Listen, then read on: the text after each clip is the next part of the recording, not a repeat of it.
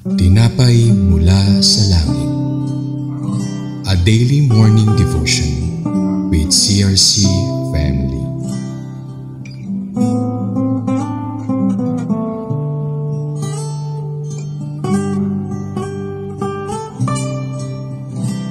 Isang mapagpalang umaga po sa ating lahat mga kapatid. Ako po Sister Aisha Coizon mula sa CRC Antipolo Daughter Church. Samahan niyo po kami sa ating programang Tinapay mula sa Langit, ang pang-araw-araw nating devotion sa salita ng Diyos. Samahan ninyo ako sa isang panalangin. Dakilang Diyos, kami po ay lubos na nagpapasalamat sa inyong kabutihan at katapatan. Pinupuri ka namin sa iyong pag-iingat sa buong magdamag ng aming pamamahinga. Salamat po sa bagong umaga, kalaki pang iyong dakilang pag-ibig na laging bago sa tuwing umaga. Salamat sa kalakasan, karunungan at kapayapaan na iyong ibibigay sa amin sa buong araw. Salamat sa iyong kapangyarihang salita na magpapalakas, magtuturo, magtutuwid sa amin sa araw na ito. Sa iyo lahat ang kapangyarihan at kaluwalhatian sa matamis na pangalan ng aming Panginoong Jesus. Amen. Joshua 19:32-34.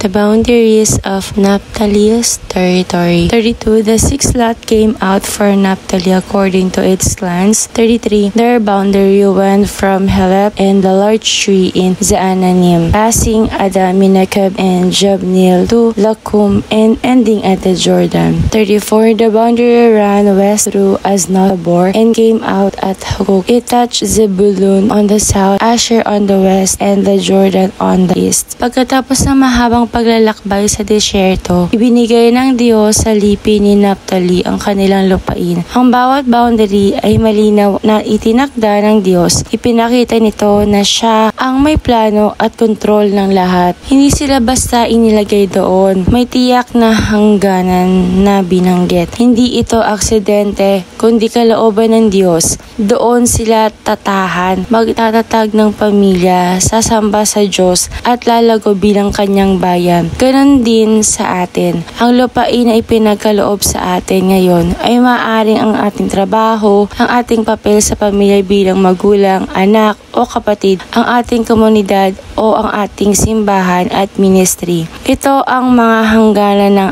ating buhay sa kasalukuyan. Minsan, parang hindi espesyal o mahalaga ang lugar na ito. Sa katunayan, ang lupain ng Naphtali ay tinawag na Galilee of the Gentiles at madalas ituring na probinsyang walang halaga. Ngunit dito mismo namuhay, nagturo at gumawa ng karamihan sa kanyang mga himala si Jesus. Ang lugar na tila karaniwan ay naging entablado ng pinakadakilang pangyayari sa kasaysayan. Ang salita ng Diyos sa Joshua 19 ay nagpapaalala sa atin ng kanyang katapatan at pagiging tiyak sa lahat ng bagay, kung paanong maingat niyang itinakda ang mana ng bawat lipi. Ngayon din niya alam ang bawat detalye ng ating buhay, ang ating landas at maging ang ating mga hamon na pinagdadaanan. Maaaring tila maliit o walang halaga ang mga bayan at hangganang binanggit, ngunit bawat isa ay may layunin sa plano ng Diyos para sa Israel. Ganon din sa atin. Walang bahagi ng ating buhay ang aksidente o walang saysay. Lahat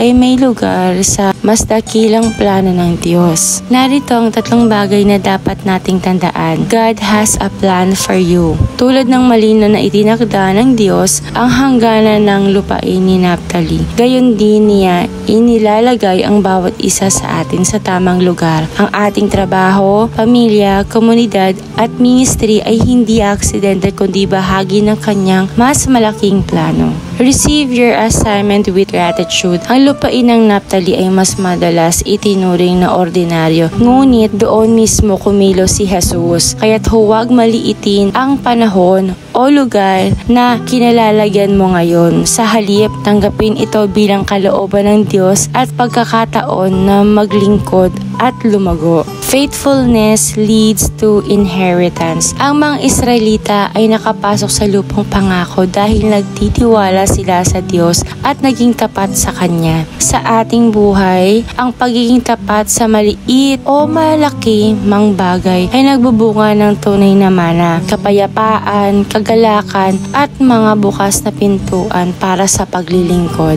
Ama naming Diyos, kami po ay nagpapasalamat sa iyong katapatan at sa iyong tiyak na plano para sa bawat isa. Tulad ng iyong ginawa sa lipi ni Naphtali, tinakda mo ang kanilang lupain, ganoon din po sa aming buhay na may layunin ang bawat lugar na aming kinalalagyan. Turuan mo kaming tanggapin ng may pasasalamat ang aming tungkulin, pamilya at ministry. Kahit minsan ay parang karaniwan na lamang, gabayan mo po kami na manatiling tapat sa iyo sapagkat sa aming katapatan ay naroon ang tunay na mana na kapayapaan, kagalakan at bukas na pintuan para sa paglilingkod. Naway patuloy naming makita na walang aksidente sa aming buhay, kundi lahat ay bahagi ng iyong dakilang plano. Ito po ang aming dalangin sa pangalan ni Jesus na aming Panginoon at tagapagligtas. Amen. Maraming salamat po sa inyong pakikibahagi sa ating programa. Lagi po nating pagnilayan ang salita ng Diyos mula sa ating puso dahil lubos ang magiging kaunawaan natin dito. Muli po ninyo kaming samahan bukas sa pagninilay ng kanyang mga salita dito sa programang Tinapay Mula sa Langit. Malayo po ninyong i-share ang video na ito upang kayo rin ay maging pagpapala sa iba. Pagpalain po tayong lahat ng ating Panginoon. Magandang umaga at magandang buhay sa piling ng ating Panginoong Jesus.